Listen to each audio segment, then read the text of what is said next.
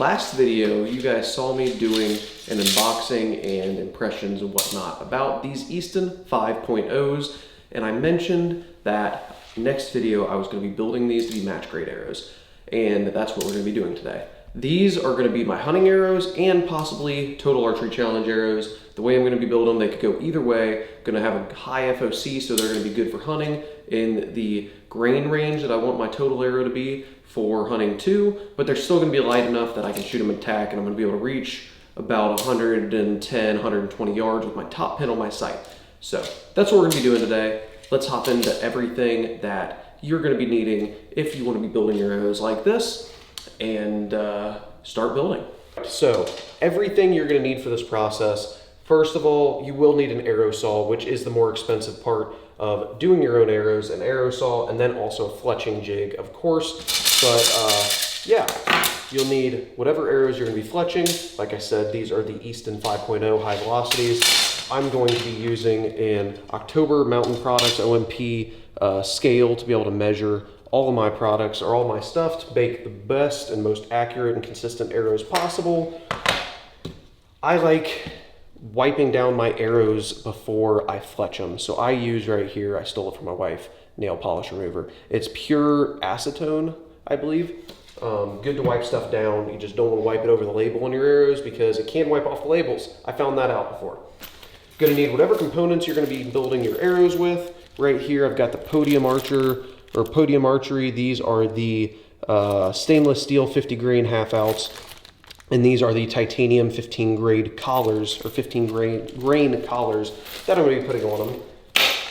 Of course, you're going to need your fletchings you're going to use. I am using AAE Hybrid 26s right here in Flow Yellow. The 26s and AAE hybrids, they're a really soft vein, and there's a potential that I may shoot some fixed blade broadheads out of these. And for me, these are the best steering veins that I've found for fixed blades. I've used the stiffer boning X3s, like what were on my RIP TKOs right there. This is one of my old ones I broke. These veins don't really steer that well. It kind of tries to overcompensate for the broadhead, and I've had issues with arrows not flying right. So I didn't want to use these. I really like AAE hybrids, so I'm going to be using those. Other than that, already mentioned the fletching jig.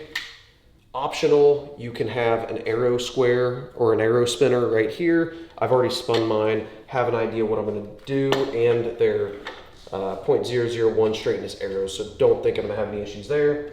You'll need some type of fletching glue. I use the AAE Max Bond, and then priming pen. It's not necessary for the AAE hybrid veins or the boning veins. I find it works best. It really helps the adhesion of the veins. I just found the first one I was able to find, which is the TAC primer pen, worked out good for fletching my buddy's arrows. Some type of knife used. For me, it's just to help clean off my clamp for my fletching jig. And other than that, I've got some Q-tips I'm going to be using, a Sharpie, and some old paper towels so I can measure some stuff out, kind of get an idea on all the different weights so I can match everything up accordingly. So yeah. First thing we're going to be doing to make the absolute straightest arrows possible is I'm going to be taking out the actual knock on all my arrows. So what I'm going to be doing here is most of my arrows were completely straight in the last video if you guys watched when I spun them. One of them was a tiny bit wobbly at the knock end. So what this is going to allow me to do is I'm going to cut 1 inch off the knock end of every one of these arrows, and then after that I'll cut the rest to get to my total arrow length off of the front end. So got to start off taking all these knocks out. It'll only take a second. Sometimes these knocks can be really tight in here, so you may need a knock remover tool, but for me these ones seem to be okay. So I'm going to take these out, and once I'm done, oh, there's a tight one. Once I'm done, we will get to cutting. All right, so got all the knocks out. So now I've got all 12 of my arrows. I'm gonna get my arrow saw, and right there should work. And we're going to adjust it to be about 1 inch off the end. So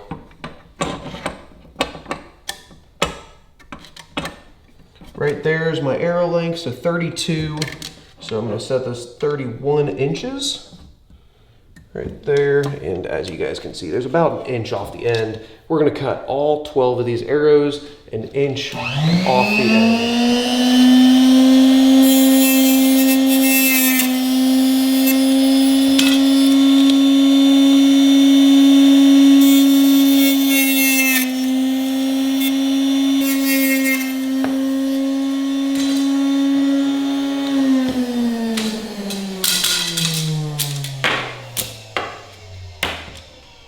Okay, all 12 of my arrows, I cut an inch off the nock end. Now, majority of the time, what I will do is I'll just put the nocks back in. There's gonna be a little bit of carbon in there. Won't have any issues at all with these nocks going back in and staying in. So just to remember exactly which end the nocks are in, which it's not a big issue, but I like doing it anyways.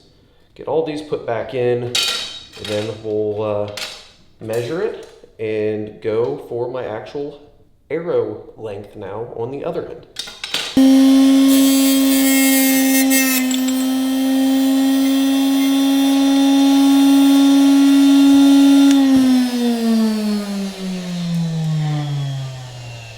Carbon to carbon, and looks pretty spot on. So that one's done.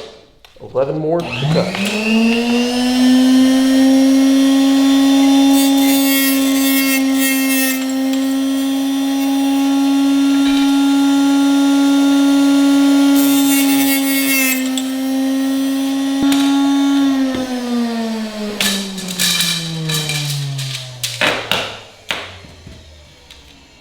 All 12 are cut, all 12 are at the same length, and yeah, we can move on to the next step. At this point, what I typically do, which I'm gonna do it off camera because it can be a little bit tedious, is I will just take a Q-tip, no cleaner or anything. I'll just stick it in the end of the arrow, pull that little bit of excess carbon off of the actual arrow or out of the shaft. So then when it comes to the point of putting inserts in, it is nice and clean. It's not bad having a little bit of carbon in there. It can help it stick a little bit. I hear things both ways saying whether it's good or bad to do that. I do it anyways. Get a little bit of the carbon out. You have a little bit left in there. Best of both worlds, I think. So gonna do that for all my arrows. Then we'll move on. Now, one thing I'm sure I'm gonna hear a lot of comments about is, oh, you need to use an arrow square and square all the end of your arrows. I just don't have one yet. My next set of arrows, I definitely will. I like to do that if I have access to an arrow square, but I don't have access to one right now and I don't have one. So we're just gonna move on from there. From there, I like fletching my arrows before putting the inserts in. I'll fletch my arrows, I'll weigh each one of my arrows, get the grains of it, and then from there I can put them from lightest to heaviest. And I will do the same with my inserts. I will weigh them all, match the lightest arrow with the heaviest half out. That way we can get the most consistent arrow weight possible. Once that's all together, I'll do the same thing with my collars. So I like fletching them first because fletchings, they're like 8 grains a piece. I don't think it makes a huge difference, but we can fix that issue about the little bit of weight variance with the fletchings when we get to the collars and the half outs. So before I fletch, you don't have to do this. I definitely recommend doing it. Is I'll get the paper towels though, get that little bit of the acetone, and I will just wipe down the fletching area. And as you can see, there's a little bit of carbon that comes off. So I'm gonna wipe them down. I'll just set them to the side as I do it. For me, I've never had adhesion issues at all with pretty much any fletching I've used, no matter what glue I've used, whether or not I've used priming pens or whatnot, as long as I use the acetone and wipe down the end of the arrow where the shaft or where the vein is going to be sticking on at. So all closed up. Now going to pull the fletching jig. I will set the degrees. I go with this is a OMP Phoenix, I think it's a Phoenix or an OMP, whatever it is, the OMP Fletching jig. I love this Fletching jig. They're awesome. The magnets are very, very sticky and stiff, so it makes it really good to be able to get good contact and vein adhesion without having to hold down with the clamp for a little bit like you do with Bits and Burger. So I do 1 degree offset on the actual jig itself. So the black piece where the clamp goes on, I do a 1 degree offset there. The other, I do a 2 degree offset with the actual entire jig for a total of 3 degrees. And I am just using the straight clamp. You can see right there how far up I put my fletchings. So 1, 2, 3, 4th notch up. So about a 1/4 inch off where the little gap is on the actual jig. I'll only show how I fletch 1 arrow for you guys to see, and then I'm going to do the rest because it is a long process, and 1 arrow gets the gist of everything. So get the veins. I just set them all right there. Grab 1 arrow, put it in here. With these Easton, supposedly they do not have a spine with the way that they make the arrow, so you can fletch them any way you want. For me, I like going, even if they don't have a spine, I like fletching the exact same to keep things consistent. So I'll go, for you guys to see a little bit, I'll put the Easton logo straight upwards so my cock vein is right in line with the Easton logo. So right there's about straight. From there, you can get the fletching. Where's my priming pen? I would just dab it there, get it nice and wet.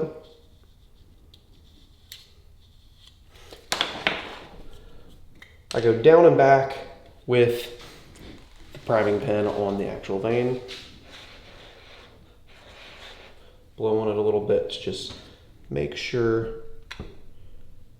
it's dry, because you do want it to be dry before you do any glue.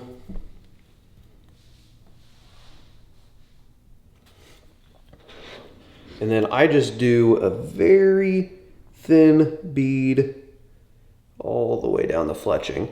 If it's between having too much or too little glue, I would much rather prefer having too much, because you can kind of wipe a little bit of it up after the process. So it's all lined up with my notch. I hold my arrow down, make sure it's seated all the way. You can just push straight down with the clamp.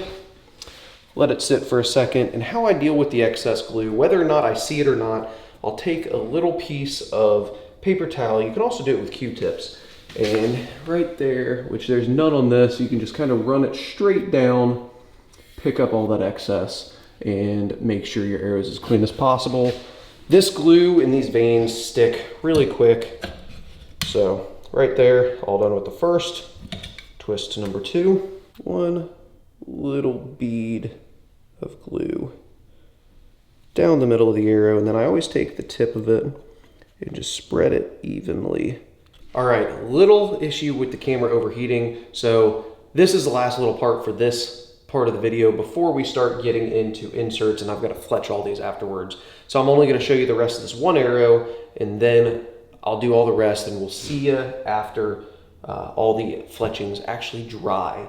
But just got done with the second one. After done with the second, go to the last fletching. 1 little bead all the way down the arrow.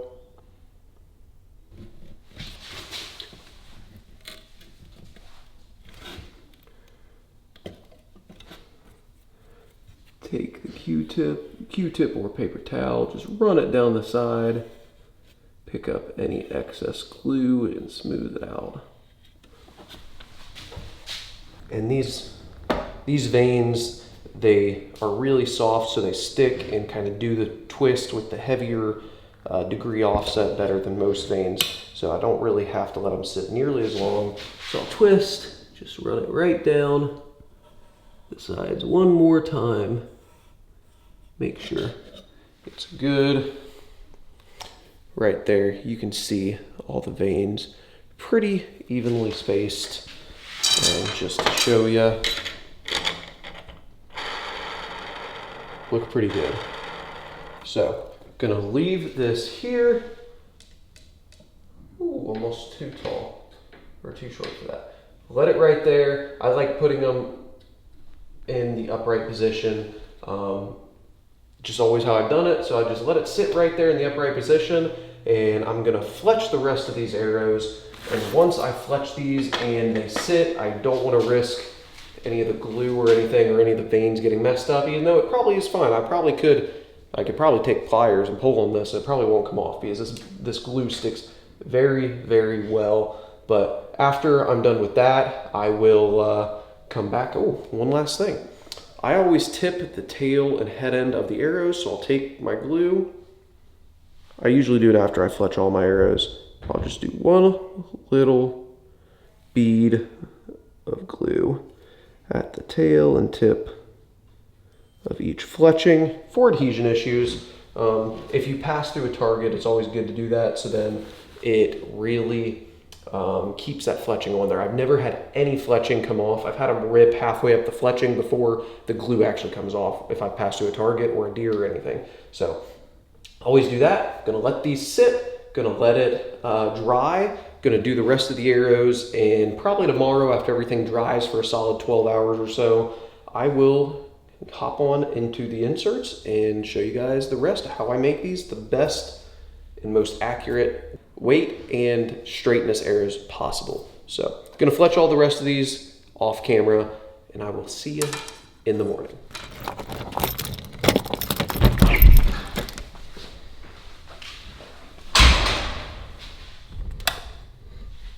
Okay, it is the next day. So all the arrows are completely dry, which there you guys go. You guys can see I kind of messed up a little bit right there. Got a little bit of glue. I can fix all that type of little stuff. That little stuff can just take that little rag with a tiny bit of acetone and wipe, and it'll go right away. But yeah, you don't have to wait till the next day to do this stuff. It was late last night when I was filming, and I didn't want to wait the 30, 45 minutes, an hour, 2 hours, somewhere like that, to let stuff kind of stiffen up, get a little bit more firm, let that glue really get stuck and good adhesion to it. So that is why I just went ahead and waited till the next day. Never a bad thing to let the glue wait till the next day to really let it sit and harden up and get good and firm. So now that it's the next day, I did lose my camera woman, my wife. She's inside today. She's not helping out. So I'm gonna put you guys on the tripod. We're gonna continue through the process. And the next part of the process is we're gonna be weighing all these arrows, setting them out in the way, or on the table with the weights of them. And we are going to weigh the inserts and the collars too to get all the weights. And we're gonna be putting everything together. All right, so before we do this spot, or this part, I just went through with a little Q-tip. I got a little bit of acetone on it and just kind of wiped very gently in between everything, kind of cleaned up the fletchings as much as I could. And now there's really no excess glue except for the little tip and tail end dot that I put, which is what I want. So now we're going to be weighing all of the arrows. We're gonna be starting left to right. Going to be weighing all of these left to right, placing them back down exactly where they are, and I'll write down the weights on the paper towel as we go. So 268.6, 268.0, 267.2, 267.6. So all the arrows are between 268.6 and 267.2, so a 1.4 grain difference. When I did my buddy Drew's arrows after fletching them all the exact same way I'm here, I believe it was a 1.1 grain difference on his, so, or a 1.2 grain difference on his. So pretty close. I'm guessing what they did with these dozens are they have 6 of them from one batch, 6 from another, because there's a lot of them in the mid 267s and then a lot of them in the mid 268s. 1.4 grain difference isn't a huge deal. We're probably going to be able to fix most of it with the actual insert. So now that we have those weights, what we're going to be doing is we're going to be doing the same thing for the inserts.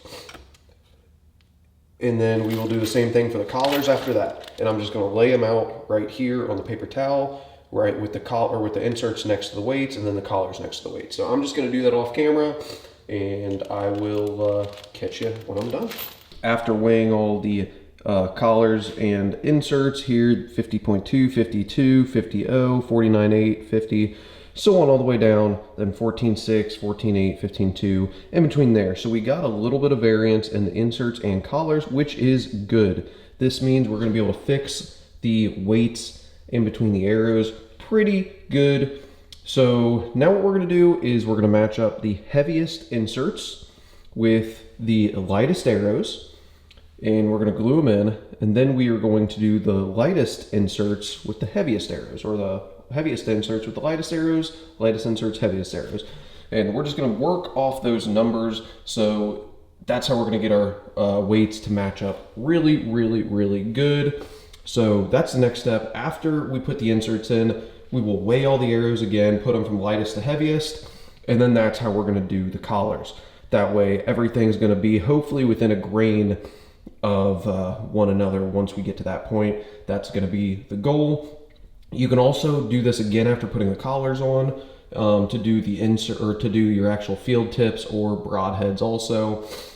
Maybe for broadheads I'll do it that far, but as long as I can get all these within a 1 grain difference with the collars on, then I've got no need at all to do it for my broadheads. Probably never gonna notice that when I'm actually shooting that little of a difference. So now we are going to hot melt the inserts in. Using hot melt because these arrows I plan on potentially shooting fixed blade broadheads at some point for whenever I go out west hunting. So I want to be able to heat these tips up and then index my broadheads to my vanes or whatever flies the best. So that's why I'm doing it. Now you can use a heat gun to melt the glue. If you don't have a heat gun, you have no other way, like me, I use an old candle. You just have to be very careful not to burn your glue doing it this way, but a candle works just fine, and I've been able to have it work fine for a while. So now I'm gonna grab the arrows, grab the inserts, match them all up, and get them all put together.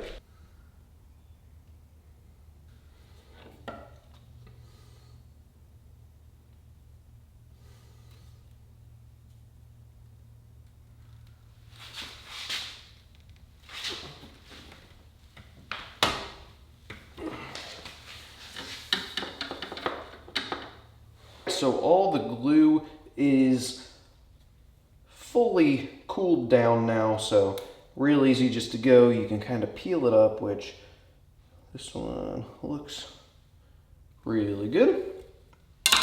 And I just peel it and I'll just put it to the side. A lot of people reuse this glue.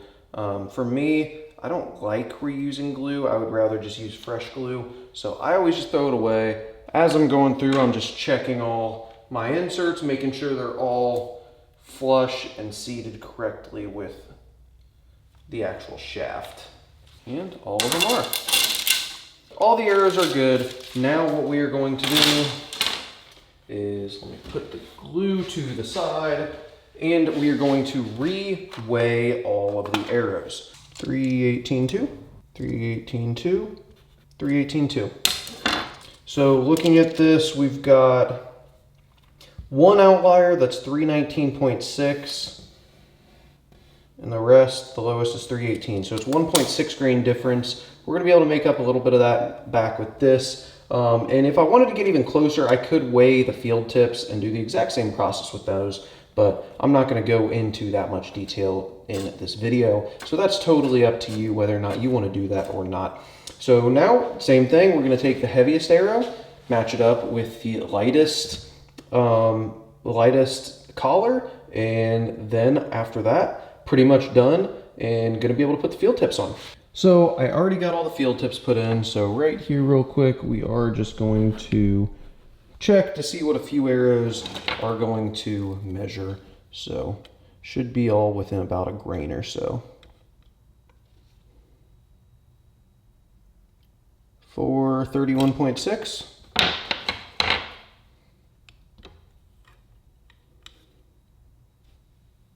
431.6,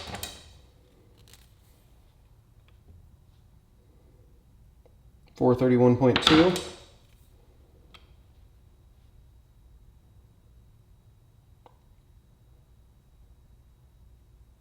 for 32.4.